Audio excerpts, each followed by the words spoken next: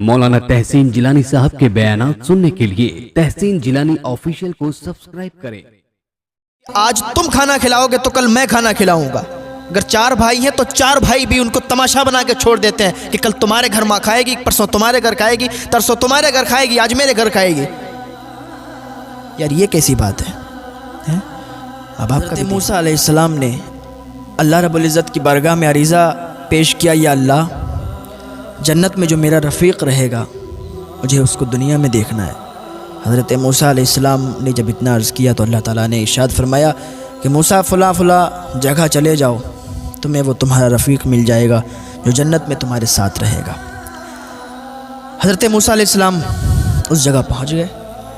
वो एक कसाब था, कसाब की दुकान पर पहुँचे, पता वहीं का बताया गया था। हज़रत मूसा अलैहिस्सलाम ने जब देखा ये कसाब, ये जन्नत में मेरा रफ़ीक है, ये मेरे साथ रहेगा। हज़रत मूसा अलैहिस्सलाम ने उससे फरमाया कि आज की रात मैं आपके यहाँ मेहमान बनना चाहता हूँ, आपके यहाँ मेहमानी के तौर पर रहना चाहता हूँ। तो उसने कहा अच्छा ठीक है, आप हमारे यहाँ मेहमान रह सकते हैं, कोई बात नहीं है। शाम को जब कसाब घर पे आया तो हज़रत मूसा अलैहिस्सलाम भी उसके साथ घर पे आए। खाना तैयार किया गया। हज़रत मूसा अलैहिस्सलाम से उस कसाब ने कहा कि आप थोड़ा इंतज़ार करें, या तो आप खाना पहले ही खा लें, और अगर आप मेरे साथ खाना चाहते हैं तो थोड़ा सा इंतज़ार करें, क्योंकि एक मेरी बूढ़ी माँ है, मैं पहले उसको खाना खिलाता हूँ और जब खाना खिला देता हूँ उसके बाद खाना खाता हूँ। हज़रत मूसा अलैहिस्सलाम ने कहा ठीक है, आप पहले खाना अपनी माँ को खिला दें, उसके बाद आपके साथ मैं खाना खाऊँगा, साथ में ही खाना खाएँगे। उसने कहा ठीक है। वो कसाब उठा और माँ के पास गया, माँ के पास बैठा। पहले वो अपने मुंह में रोटी चबाता था, जो खूब चबा लेता था, उसके बाद वो रोटी जो मुंह से निकालता था सालन में डालता था और अपनी माँ के मुंह में रख देता था, क्योंकि उसकी माँ के मुंह में दांत नहीं थे। उसकी माँ इतनी ज़ईफ़, इतनी बूढ़ी थी कि उसको दिखता भी नहीं था, उसके दांत भी नहीं थे, चल भी नहीं सकती थी। वो कसाब रोज़ इसी तरह से अपने माँ को खाना खिलाता था।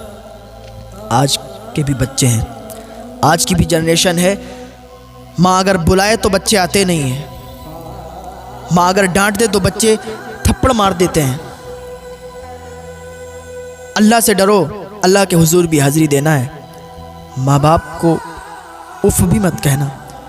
आज आप अपने माँ बाप को सताते हैं, अपने माँ बाप को तकलीफ़ पहुँचाते हैं, अपने माँ बाप को थप्पड़ मारते हैं।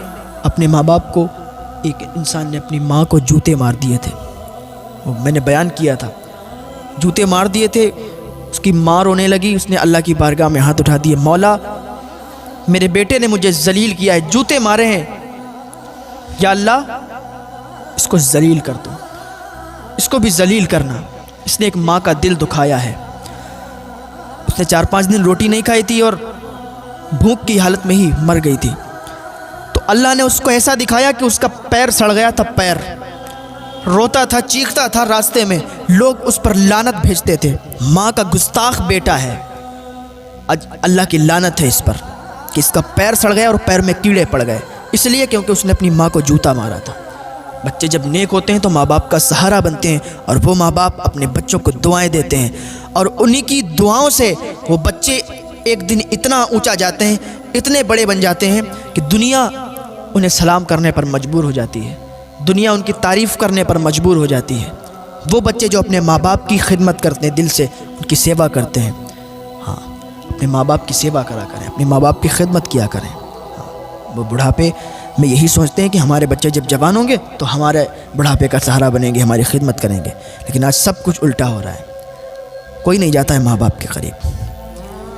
हॉस्पिटल में अगर आप बीमार हैं ना, हॉस्पिटल में अगर आप 50 दिन भी रहेंगे, आपका दोस्त आप